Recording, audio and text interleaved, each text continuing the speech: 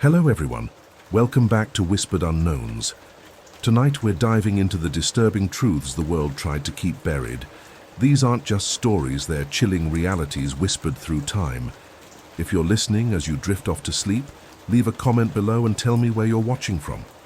And if you're enjoying these hidden horrors, don't forget to like, subscribe, and turn on notifications so you never miss what lurks beneath the surface. Shadows of the Unknown and a Journal of Regret. The encounter that changed everything.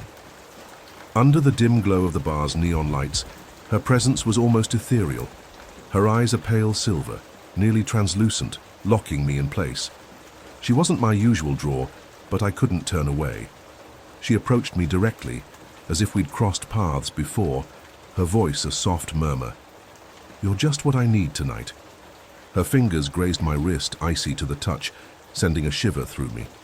One thing blurred into another, and soon we were at my apartment. She said little, her kisses fierce, igniting a strange dizziness. I don't recall drifting off, but waking up, the bed was frigid beside me. The silence oppressive, like the air had been drained. A heavy, twisting sensation pulsed beneath my ribs, unsettling me. I staggered to the bathroom, flicking on the light. My reflection was pallid, lips chapped, and then impossibly I saw a ripple under my skin, a small shape wriggling across my abdomen. Gasping, I pressed my hands there.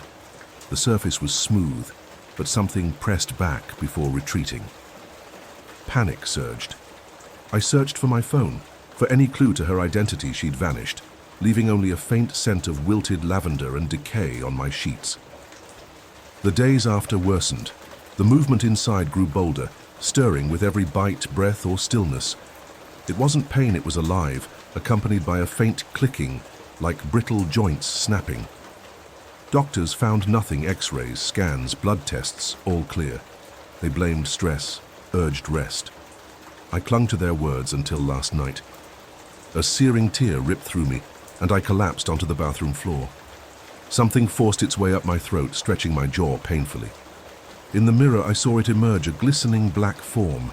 Too many legs, too many eyes sliding into the sink with a wet thud. It turned to face me. I don't know where it went, but I know I'm not alone. I still feel them inside, multiplying. I tried to burn it, but it vanished too quickly. Shadows shift. Every creak sets me on edge. At dawn, a whisper brushed my ear, my own voice. "She'll return soon, and she won't be alone." I fled, driving aimlessly, stopping at a run-down gas station. In the locked bathroom, my shirt revealed movement, my skin stretching. Agonizing pain followed as something burst free, skittering with countless legs. When I woke, the door was open, the sink filled with dark residue. I realized now running, fighting, was wrong. I was meant to spread it. The midnight tour that never ends. I never believed in ghosts until last night. On a work trip passing through a quiet hamlet, I spotted a sign. "Midnight Walk Through the Lost." The ticket seller, an elderly man with hollow eyes, unnerved me, but I joined for a thrill. A handful of us gathered, a young pair holding hands, an older man with a camera and a reluctant teen.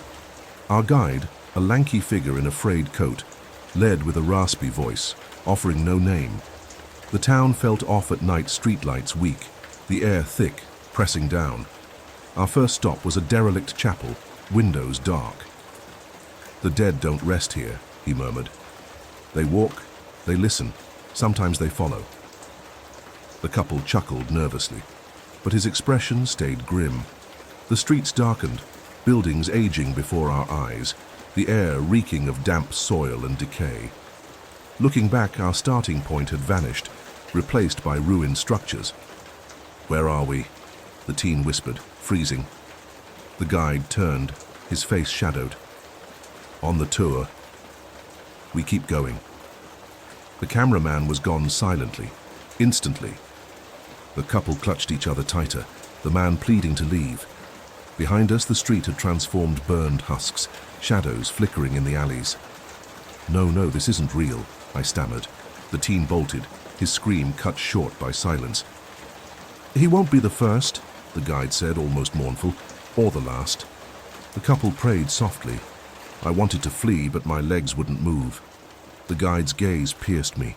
His coat wasn't worn. It was rotting. His hands blackened, skin peeling from bone. "The tour must continue," he intoned. "We're not done."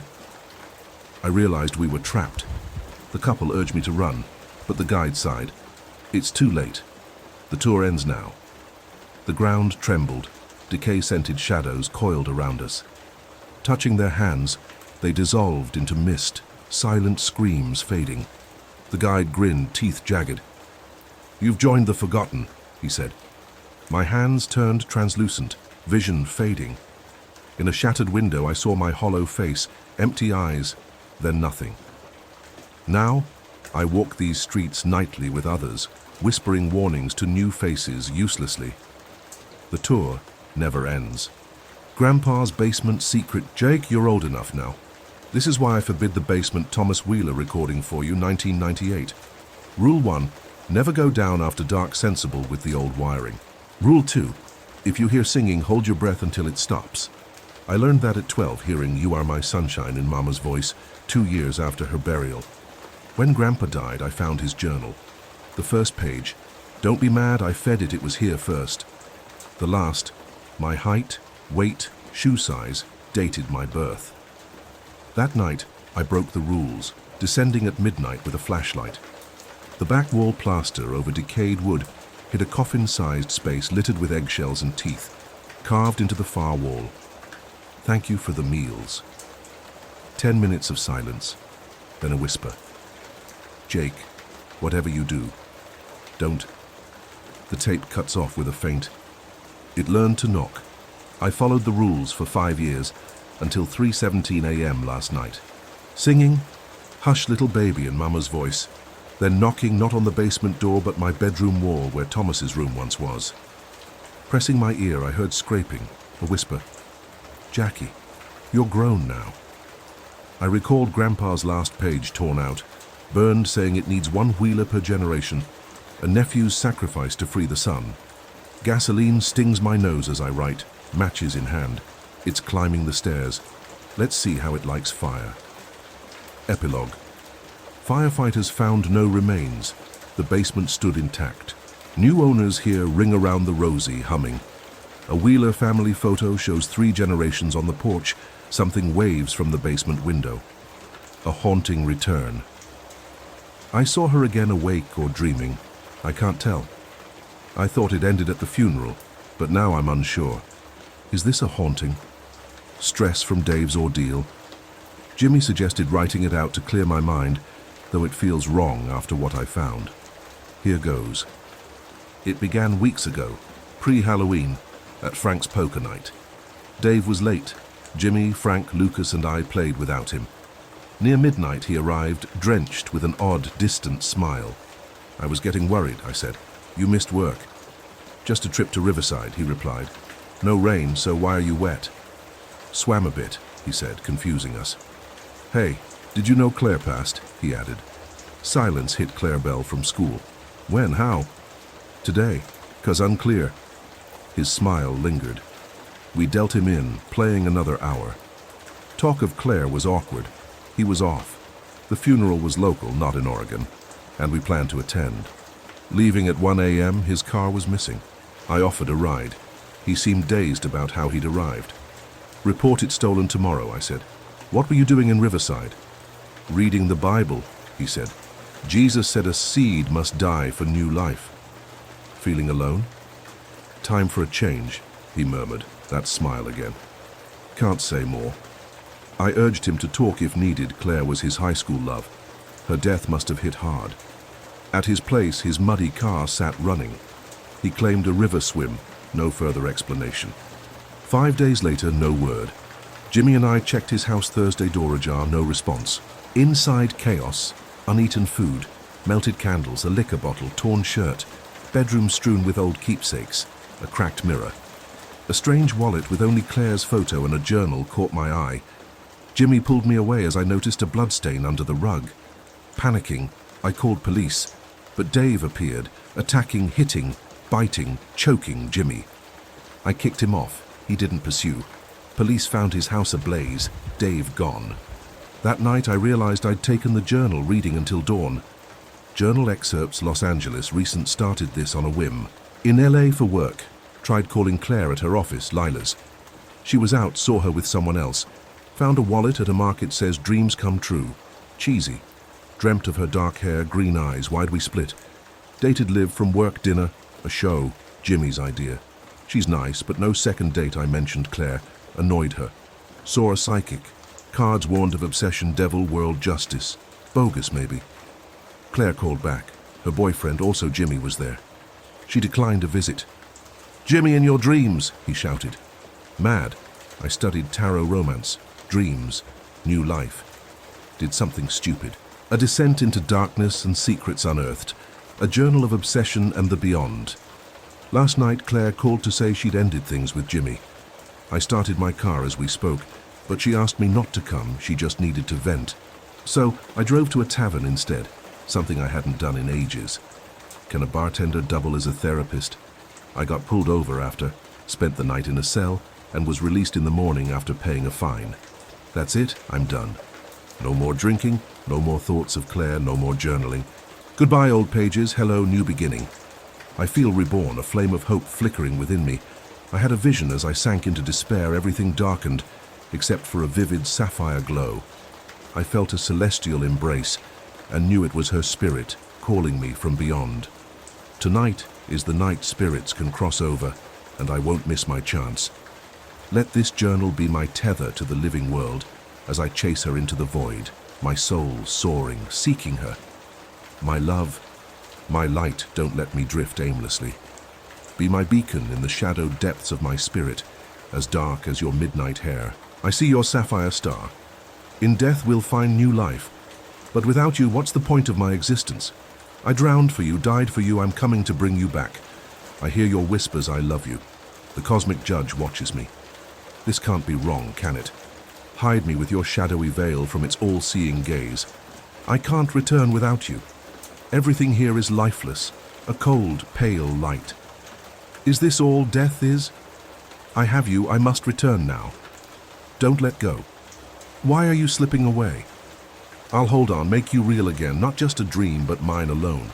Reality fades, filling me with emptiness. Why does it feel so hollow when you're all I need? I drift into the ocean of my mind, to sleep, to sleep, to sleep. My dream, you're radiant. How did I live without you? Can't you sit with me while I'm awake? She's here now, watching as I write, but she can't read the words or doesn't understand them. Is that odd? Is this right, what I've done? I must hide the wallet safely. Her voice is off, but her whispers, so intoxicating, draw me into the warm darkness of her presence. Time slows. How long has this night stretched? How long this life? Why does she hurt me after all I've sacrificed? How could she say such cruel things about my friends? I won't do it, cursed, if she reads this. I don't want to, but I must obey or she'll leave for good. They won't understand, no one will, but it must be done. Where can I go when it's all in my head? Yet she's here, isn't she? It's been a week since Claire's funeral, and tomorrow is another. Police asked where Dave might be, but all we could suggest was St. Mary's Church on Saturday, not enough for a major investigation, though they'd have an extra patrol nearby. It took effort to convince Jimmy to attend, rattled as he was. If Dave appeared, I needed that wallet. It was a hunch, but my only lead. Half the town filled St. Mary's, the crowd suffocating. Finding Dave was impossible. I felt exposed, danger lurking without a clear source. Jimmy and I sat near the back on the left, Frank and Lucas on the right. After the family's tributes, I'd lost hope Dave hadn't shown. Where had he gone? Would I ever understand his unraveling? I just wanted closure and to help him. Then he emerged from a side door, hair unkempt, stubble rough, eyes bloodshot and wild. He looked at us and grinned. "Friends," he rasped, his voice unnaturally sharp. "Why so mournful? Claire's not gone, she's home." The crowd murmured, assuming he meant spiritually. "She chased dreams of glory and paid for it. But I saved her." No murmurs now. You sit in your pews, judging us, blind to the cost I paid to claim what's mine. Now you want to take it? His head tilted, a chilling laugh escaping. Men near the front stood, approaching him. I felt we shouldn't have come a mistake. Dave ranted about fate and cosmic endings, his words a fervent chant, "I serve my lady. Through me, the celestial gate reopens. Your souls are forfeit while I stand by her. None can withstand the shadow tide from the sapphire star, raising the ancient city to reclaim its dominion. You'll fall to the whispers of darkness, as you've already fallen to your greed for ease, pleasure, power. When the Dreamweaver claims you, your soul will vanish." Jimmy and I fled as police stormed in, screams erupting. I glanced back through the chaos. I saw Claire rise from her casket, violet flames blazing from Dave's eyes. "The police report is wrong, I know what I saw. Jimmy says I'm mistaken, thinks I'm unhinged. I'm not." Next, I was driving, Dave attacking me, grappling for the wheel, eyes still glowing violet, Jimmy unconscious in the back. We crashed into a rail yard. I barely dodged a train. On a bridge, we broke through a barrier, the car teetering. Jimmy woke, escaping as I pleaded with Dave. His hands choked me. I struck his face. He glanced at the river below, the violet in his eyes fading, grip loosening. The car lurched forward, drawn downward. Fear replaced madness in his expression. He pressed something into my hand, whispered, "I'm sorry," and shoved me out. Jimmy caught me as the car plunged into the river. I stared at the wreckage until sirens approached. In my hand, the wallet, with Claire's photo. Is this the celestial gate? I must burn it, but her voice begs me not to, her eyes so mesmerizing. She promises to sit with me at Dave's funeral tomorrow. I'm exhausted, but sleep brings her closer, and staying awake isn't safer. I won't look, but I feel her in the corner, watching, always just out of sight. I want to look. I must burn the wallet, a legacy of greed and horror. It began when my father passed, not unexpected, after months of decline. The last weeks were grueling. He stopped drinking fluids, needed hospital trips for IVs, then he was gone. I held his hand at the end, said my goodbyes. I'll never forget his hand, 2 fingers missing, half his thumb gone. He claimed it was a woodworking mishap, but I always doubted that tale. After the funeral, I met his lawyer, Tom, a lifelong friend of Dad's. He handed me the will, mostly standard. House, savings, a donation to charity. But one detail stood out, a hidden safe behind the bookshelf in his study. I'd grown up in that house, knew the study well, and never noticed anything unusual. No seams, no oddities, just walls. Still, curiosity drove me back. The house felt eerie, maybe because he was gone, but it was as if the walls held their breath. In the study, everything was untouched: old army photos, a service medal display, a dusty computer, a faded drawing I'd made as a kid on the shelf. I ran my hands over the wall behind the bookshelf. Nothing, just smooth drywall. I grabbed a crowbar from the garage and struck thunk, not drywall, but metal. I pried away the wall, revealing a safe 3 feet tall, 2 feet wide, with a 99 number dial and a handle. The will gave the combination. First number for the safe's origin year, second for the number of owners. Dad was the 22nd third for the current year. Somehow auto-set, which baffled me. I dialed, pulled the handle, and it opened smoothly. Inside were 6 drawers, 4 small at the top, 2 larger below. I went for the bottom left. Gold bars gleamed. I touched one, snap, the drawer slammed shut like a trap, severing my ring finger and half my pinky. Then a chilling, high-pitched cackle echoed from the safe. I screamed, blood pouring, wrapped my hand with my shirt, searching for my fingers. They were gone, as if the safe consumed them. I raced to the ER. The doctor patched me up, asking what happened. "Woodworking accident," I lied. He nodded, prescribing painkillers and antibiotics. Most would have walked away, sealed the room, but I couldn't. The next day I returned, armed with a steel rod to prop the drawer. I targeted the bottom right drawer. A massive ruby, at least 15 carats, glowed within. I wedged the rod in. The drawer strained but held. Smirking, I reached for the ruby. The safe shuddered. The rod flew out and snapped the drawer. Took my left hand at the wrist. That mocking laugh louder. In shock, I stared at the stump, stumbled to my car and drove to the hospital. The same doctor sighed. "Mr. Carter, maybe woodworking isn't for you." I forced a smile. I'm done. That night the laugh haunted me. My bandaged stump ached, phantom fingers itching. Simple tasks, tying shoes, eating became ordeals. The next day, after errands, I returned one last time. Standing in the study, the safe's open door taunted me. I slammed it shut, spun the dial, patched the wall, burying it for good. Then I drove to Tom's office. "Hello, Mr. Carter," he greeted. "How can I assist you today?" I leaned in, exhaling. "I'd like to update my will." A glimpse into the abyss.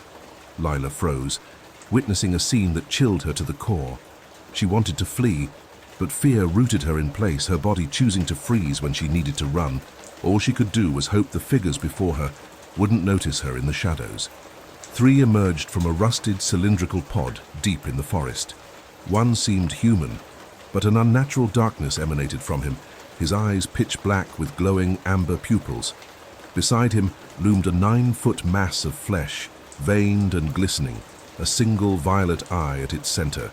Staring into it, Lila sensed profound sorrow, realizing this thing was once human. What could twist a person into such a monstrosity? Was it an experiment, a curse, or something beyond science? Her mind raced with questions instead of urging her to move.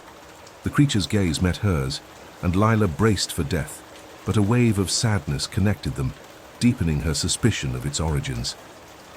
To her surprise, they turned and walked away with purpose.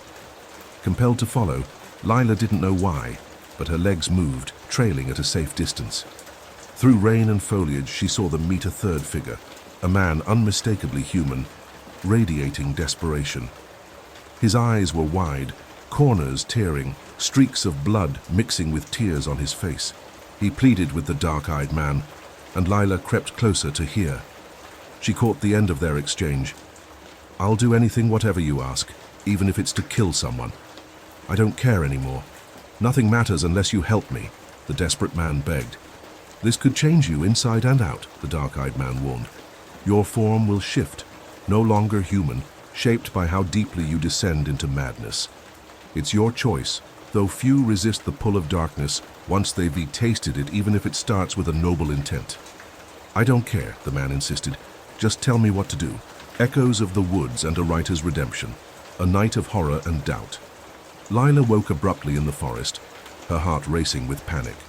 What had happened last night? More pressing, how had she fallen unconscious without noticing? She vaguely recalled overhearing 2 men talking, but the conversation's end eluded her. Determined to uncover the truth, she had no idea where to begin or how she'd ended up here. Steadying her nerves, Lila pushed through the trees toward a clearing she spotted in the distance. As she neared the edge, she realized this forest was just behind her house. It seemed impossible she'd explored this area countless times as a child and never encountered a metallic pod, nor had anyone else. Entering her home, she found it empty, which was strange. Then she noticed the time, 9:15 a.m. She'd missed her 8 a.m. sociology lecture. Hurrying to freshen up, she decided to skip the class, it was already halfway done, and instead sought out her friend Theo at his usual spot, the campus library. Spotting him immediately, Lila poured out the previous night's events. "Are you sure it wasn't a dream?" Theo asked, his tone skeptical. "I'm certain," Lila insisted. "It didn't feel or look like a dream. I always know the difference. Plus, I've never sleepwalked before." Theo frowned.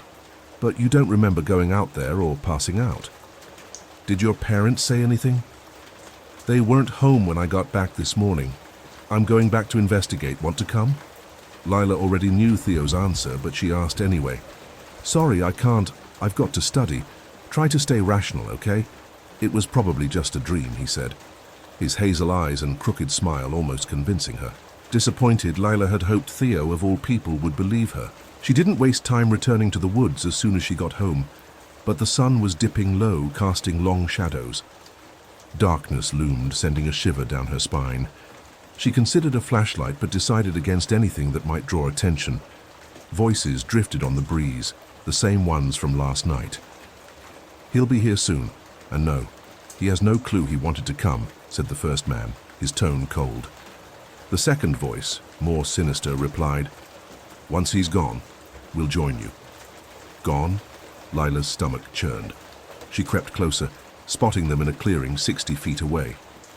The flesh creature was there, Alongside a shrine, a platform with an empty casket at its center, surrounded by dozens of flickering candles.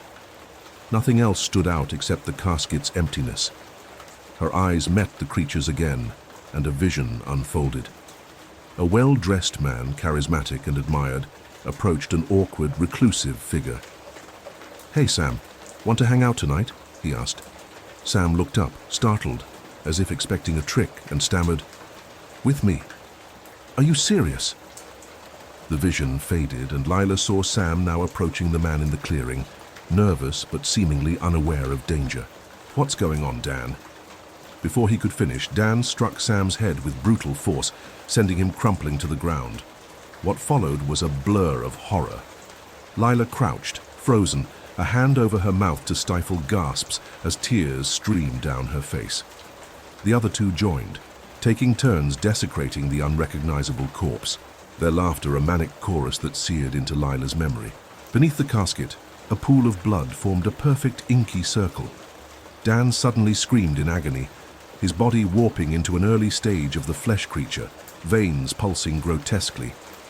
"Lila, honey. It's okay. Shh." Her mother's voice broke through as Lila's eyes snapped open to her own screams, her throat raw. She was at the forest's edge, facing her house. How had she wandered back without remembering? What happened after the ritual? The murder flooded back.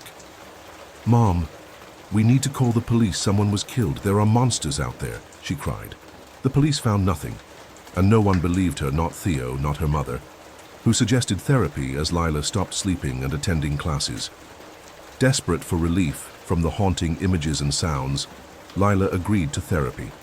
But early sessions brought no comfort, only frustration at being the sole keeper of the truth. "You think you're right about this, that it's real, yes?" her therapist asked, as if reading her thoughts. "Yes," Lila replied, irritated. "Let's try hypnosis," the therapist suggested. "Fine," Lila agreed. The last thing she remembered before closing her eyes was the therapist's eyes turning black with glowing amber pupils. She awoke in a hospital, strapped to a bed, eerily calm. Flowers and get-well cards lined the shelf beside her. Her mind was foggy, but the memories remained vivid. A pen's dark inspiration. Elliot Carter surveyed the items on a makeshift table in the cluttered parlor of a dilapidated apartment. Household goods were neatly arranged, each with a price tag, but nothing sparked his interest. Elliot, an aspiring writer, was here to glimpse the life of his literary hero, Victor Lane, who had recently passed. Lane had penned captivating fiction, his early short stories largely unpublished until he refined his craft and wrote his masterpiece, The Descent of the Forsaken, a chilling tale of betrayal and the supernatural.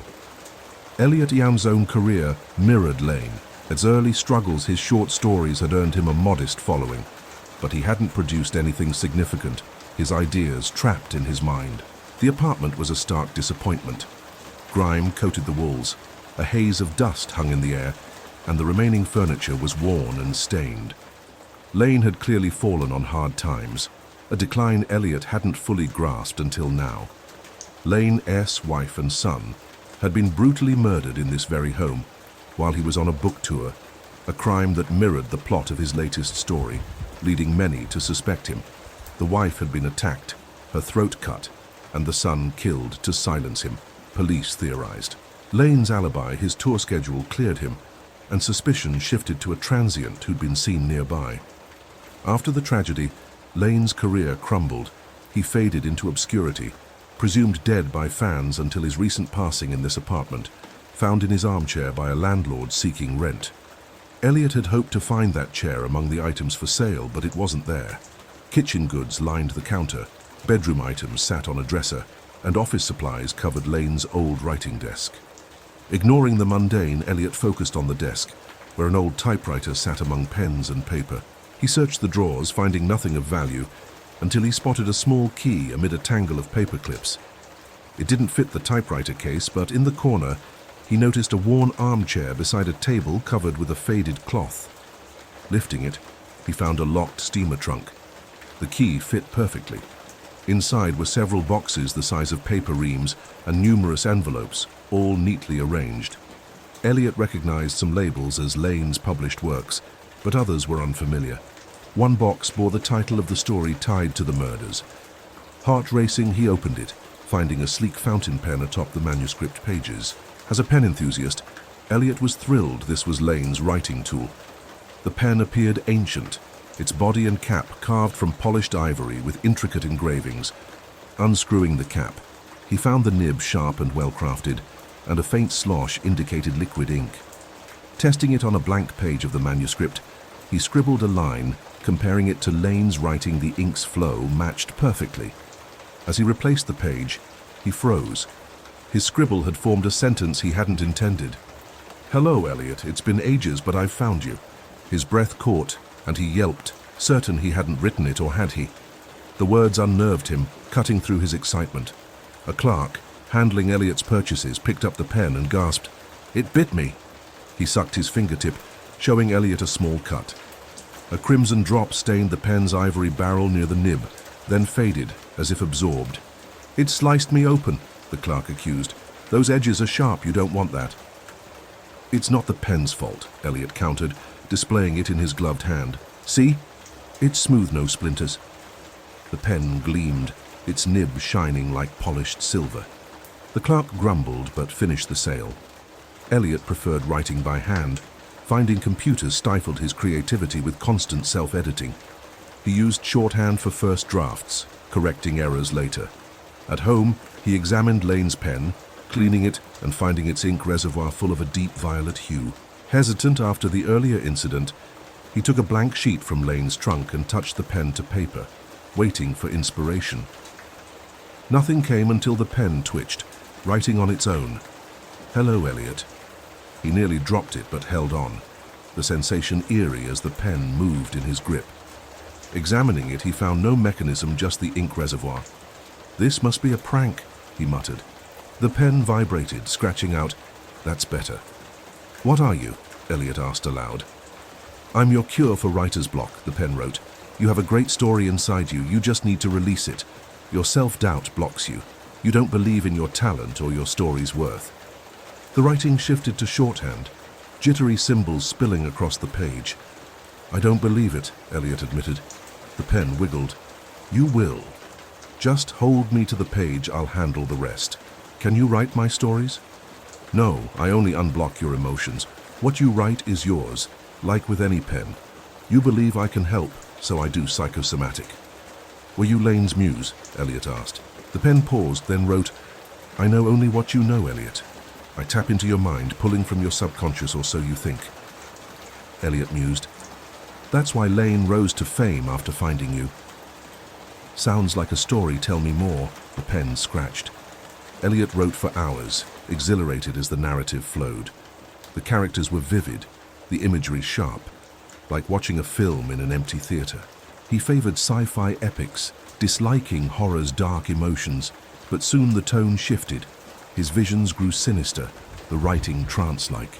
He'd snap out of it, drenched in sweat, hours gone, his hand cramped, stained with reddish ink. Some days he couldn't touch the pen, repulsed by the act of writing. Trying another pen from his collection, he wrote laboriously, sentences choppy, imagery dull, characters flat, the plot stagnant. Frustrated, he returned to Lane's pen. Submitting a sci-fi manuscript to his publisher, Mark Riley, Elliot faced rejection. "It's too generic, too predictable," Mark said, tossing it aside. "Your fans won't buy it." Elliot sighed. "Sci-fi's my passion. I've devoured it since I was a kid. I know I have great stories in me." "You were good once," Mark conceded. "Enough to sell a few books. Ever consider switching genres? What else do you have?" Elliot hesitated, then pulled out a second manuscript. Mark's eyes lit up. "This is incredible, the best you've written in years. We'll publish it." "You think so?" Elliot asked, uneasy. "It'll be a highlight of our catalog," Mark crowed. "But you don't look well. Are you okay?" "I'm fine," Elliot snapped, startled. "Just been working hard." "It's darker than anything you've done," Mark noted. "Yes, it is," Elliot admitted, defensive. "I'm just saying it might have taken a toll. I'm your publisher, not your therapist," Mark replied, backing off.